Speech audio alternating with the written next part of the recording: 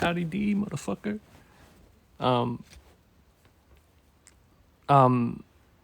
Yeah, so speaking on some music production stuff, this is a fact about Cale Anderson you may not know. I have never, and I swear my life on this, I have never once used studio monitors or speakers in my productions. I've either used Logitech piece of shit speakers just when I want to get a perspective shift from headphones, and then headphones. That's all I've used. And you don't need... I want to try and pack a lot into this video about this. There's no need for $200, $300, $400 speakers. There's no need for a preamp, although I use a preamp. I've never once used, apart from a couple of recent releases, I haven't ever used a DI for my guitar. I've just plugged straight into the audio interface and used the phantom power. And yeah, there's no need for getting, stuck on the idea that you need to get all these expensive things to make music. And if you don't believe me, listen to my productions and instrumentals on kaleanderson.bandcamp.com or wherever you want to listen to it, and just compare the mastering and mixing and sounds and EQ and everything to 99.9% of artists in the world that use studio monitors and etc. So, yeah, I'm living proof that you do not need the most expensive stuff, because I've listened to my stuff through good quality stuffs and things like the car speakers, my Apple AirPods Max, and my Polk upright floor standing speakers. Never use them in mastering or mixing either.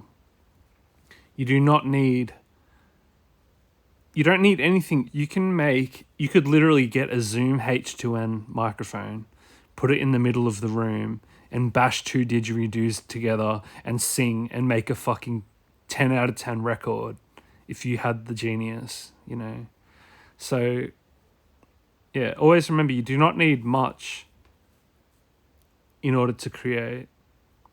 And I don't say genius lightly, because genius is... it's an uncovering of your true nature. Genius is people that have uncovered and shed their skin so much that they have got to the truth within them and they live their life purpose. That's pretty much all it is. So something to think about. Get to your inner genius and see what you can create, and think about different things to use. You might like how a pair of Dynamic DT770s or whatever they're called translates to an Apple AirPods Max sound. Like, you can change it up as you go. I never have ever really, uploaded my music and tested the sounds. I've just done it all in the box and just mastered it and made it sound good, and then listened to it in the AirPods Max and just been blown away by how cool it translates. It's always a surprise, and then that lives on as an experience that people get to have in their own little way with their own unique hearing. Because think about this too. Our ears perceive frequencies different. Every single person's does. So, some people are more deaf than others. Maybe someone's got a deafness in one ear, a little bit more than another person. We all experience the 3D sound of music, the left-right music, the surround sound music, the Dolby Atmos mix music. We all experience that differently because we've got a different way of perceiving through our ears, and then we got a different way of perceiving through our senses, and then we have a different way of perceiving through our being, which is our soul, pretty much. And in yeah, you know, and I saw a cool video on Johnny Moz's channel. I think he uploaded it last night in Australia, like in Australian time. He uploaded it last night, I think, or the day before or something. And he talked about like how you don't notice mistakes.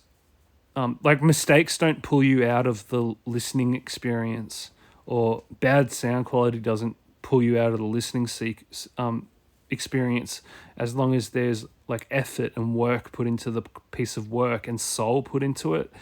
And like when you watch a like old school movie and someone like knocks against a wall and the wall shakes, so it's like obviously a prop wall, it doesn't pull you out of the movie unless you're really looking for it. And if you were looking for it to begin with, it just means you were looking for a reason to hate it. So it means you hated it anyway, and you hated what the person or the director was about. So you hated it anyway. You weren't going to give it a chance anyway, so you were just looking for that thing to pull you out of it. I've done that before with artists, where I'm like, I don't like their vibe, but I subconsciously don't like them. They just don't resonate with my soul. And then I'll just find one mistake and be like, oh, that's why it sucks, you know? So, yeah, fuck that. I love you.